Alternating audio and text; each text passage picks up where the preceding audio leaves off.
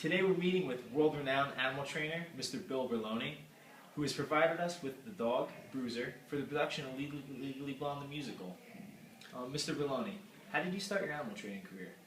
Well, I wanted to be an actor when I graduated high school, and there was a theater nearby where I lived called the Goodspeed Opera House, and so I spent my summers doing technical apprenticeship, building scenery so that I could be around professional actors, and that was the place where Annie was originally done, and they couldn't afford a dog trainer, and no one on the paid staff wanted to do it, and they needed someone they could trick into finding and training the dog. So I was chosen for that job, and I was offered my equity card and a chance to be in one of the shows if I would find and train the dog to play Sandy.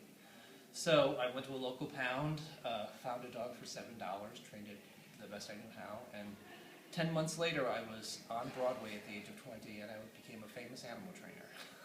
That's how it started. Incredible. Now, for a career like yourself, a lot of people say that you need to have a special bond with animals that people are born with. How do you say that? I do believe that you have to have a certain gift when you're working with animals, and I think it's a gift of empathy, understanding, and respecting the needs of others. And so, because I was born on a farm and was raised as an only child, I had a lot of animals as my companions. So I guess I developed that close bond with them when they were younger, when I was young, and then, became useful to me as a career later on. Excellent. And it's remarkable that you rescue all your dogs.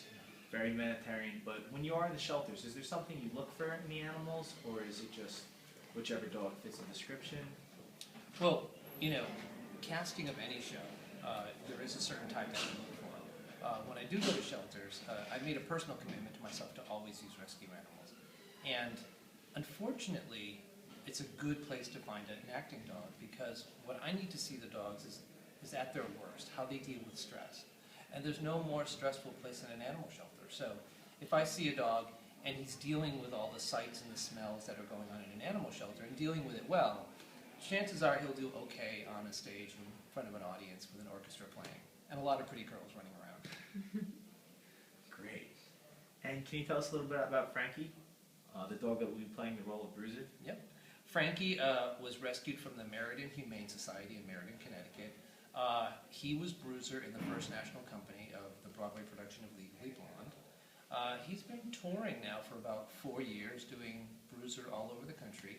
I called him Frankie because he reminded me of a young Frank Sinatra when he sang. He just had those big eyes and sang well. And he's a really sweet dog and a great Bruiser.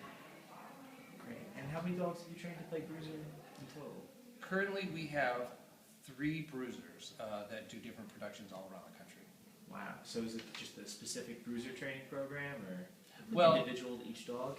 It's the same behaviors that were in the original Broadway company, and then we put them into different productions. But at the same time, we're keeping Bruisers up to speed. We're keeping Sandys up to speed, and and Annie and Toto's up to speed for the Wizard of Oz. And currently, we're working with Bloodhounds in a new musical called A Christmas Story. So we always have different acting classes going on in our house at all times of the day. Wow. And for all our fans and animal lovers that would literally kill to do what you do, could you just tell us about a typical day on set working with the animals in preparation? Well, the prep is really much like prepping an Olympian. Everybody thinks we work them a lot. It's actually the opposite. We try to keep them very calm. Dogs need 18 hours a day sleep. So, and they're only good for learning for about 20 minutes at a session. So in an 8-hour rehearsal period, what we're doing is we're working them a little bit and then trying to let them rest, and work them a little bit and let them rest.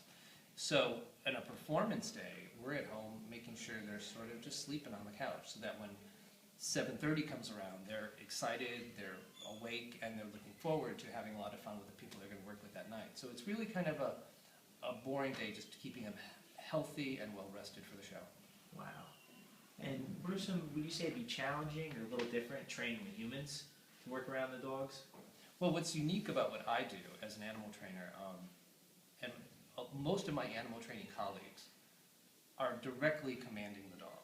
I mean, these dogs love me the best, and they'll do anything for me, but I have to transfer that command to a perfect stranger, sometimes in less than a week's worth of performance. And so I call these dogs super dogs, in that they have to listen to someone else as well as they listen to me. So we come into new situations, and hopefully they've cast people who like animals, and then we take those actors, train them how to be handlers, so that they execute the commands. And that's where the challenge is. We've had many productions where, you know, if you're going to try out for Elle Woods, you shouldn't be allergic to dogs. And we've actually had L's who are allergic. So how do you train an actress to work with a dog that they can't hold? So, but on this production, everybody's been great with the animals. So we think it's going to be highly successful and just a wonderful production. Well, we're very much so looking forward to seeing it. Thank you very much. You're welcome.